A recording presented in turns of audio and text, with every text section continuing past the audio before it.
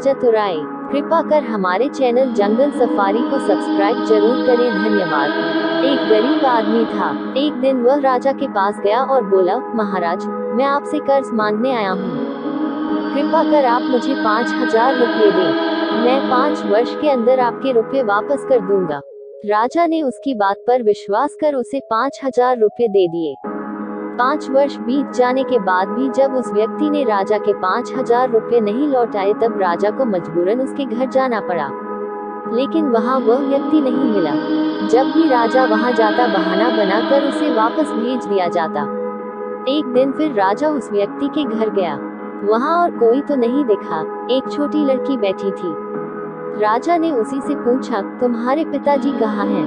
लड़की बोली, पिताजी स्वर्ग का पानी रोकने गए हैं। राजा ने फिर पूछा, तुम्हारा भाई कहाँ है? लड़की बोली, बिना झगड़ा के झगड़ा करने गए हैं। राजा के समझ में एक भी बात नहीं आ रही थी, इसलिए वह फिर पूछता है, तुम्हारी माँ कहाँ है? लड़की बोली, माँ 1 से 2 करने गई है। राजा उसके इनूल जुनूल जवाब से खींच गया। वह गुस्से में पूछता है, और तुम यहाँ बैठी क्या कर रही हो? लड़की हंसकर बोली, मैं घर बैठी संसार देख रही हूँ। राजा समझ गया कि लड़की उसकी किसी भी बात का सीधा जवाब नहीं देगी, इसलिए उसे अब इससे इन बातों का मतलब जानने के लिए प्यार से बतियाना पड़ेगा। राजा ने चेहरे पर प्यार से मुस्कान लाकर पूछा, बेटी, तुमने जो अभी अभी मेरे सवालों के जवाब दिए, उनका मतलब क्या है? मैं तुम्हारी एक भी बात का मतलब नहीं समझ सका। तुम मुझे सीधे सीधे उनका मतलब समझाओ। लड़की ने भी मुस्कुराकर पूछा, अगर मैं सभी बातों का मतलब समझा दूं तो आप मुझे क्या देंगे? राजा के मन में सारी बातों को जानने की तीव्र उत्कंठा थी। वह बोला, जो मांगोगी वही दूंगा।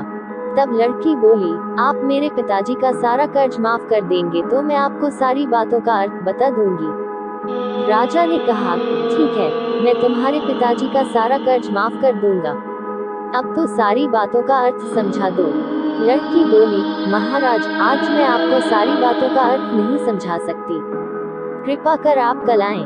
कल मैं जरूर बता दूंगी। राजा अगले दिन फिर उस व्यक्ति के घर गया। आज वहाँ सभी लोग मौजूद थे। वह आदमी, उसकी पत्नी, बेटा और उसकी बेटी भी। राजा को देखते ही लड़की पूछी, महाराज, आपको अपना वचन याद है ना? उद्धरण। राजा बोला, हाँ मुझे याद है।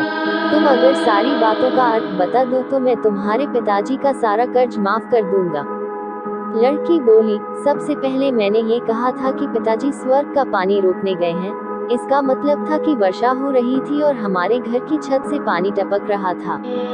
पिताजी पानी रोकने के लिए छत को छाप बना रहे थे, यानी वर्षा का पानी आसमान से ही गिरता है और हम लोग तो यही मानते हैं कि आसमान में ही स्वर्ग है।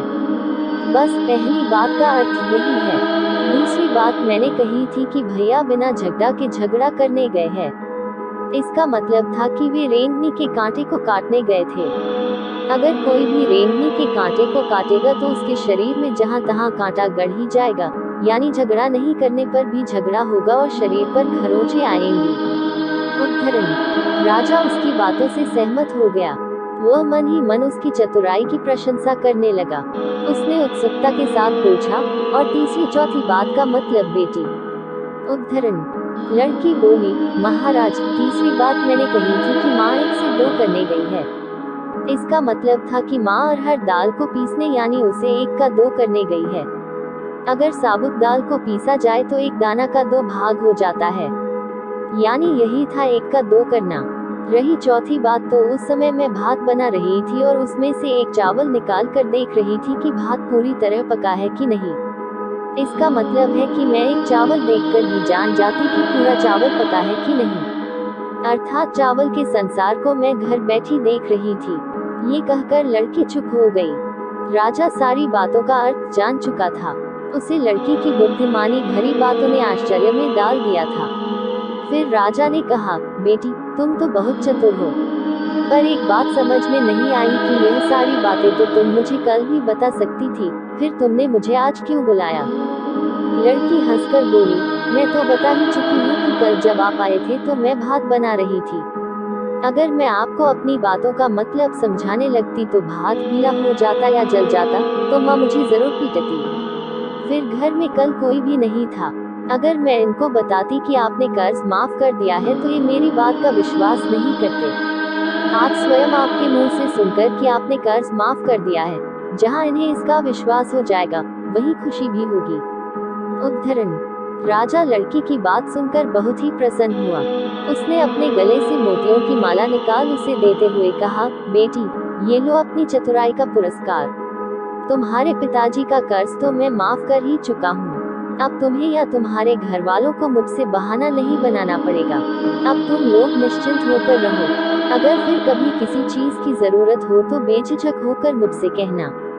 इतना कहकर राजा लड़की को आशीर्वाद देकर चला गया। लड़की के परिवार वालों ने उसे खुशी